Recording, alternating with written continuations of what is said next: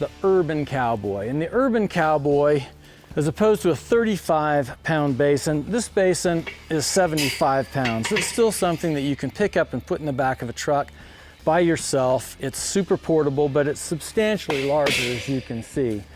It's 6 feet tall.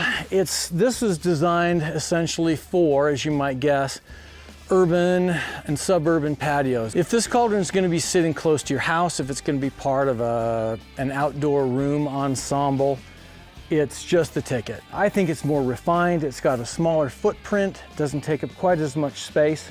The grill on an Urban Cowboy is double hinged and truss reinforced.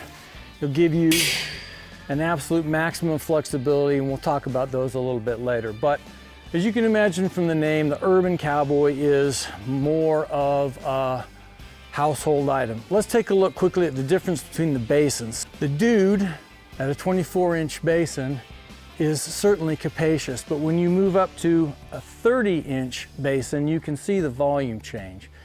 If you and I were going to sit down and have a campfire on the ground tonight, that campfire would easily fit in the bottom of this basin. In fact, you could make a really, really big campfire and it would still fit in the Urban Cowboy.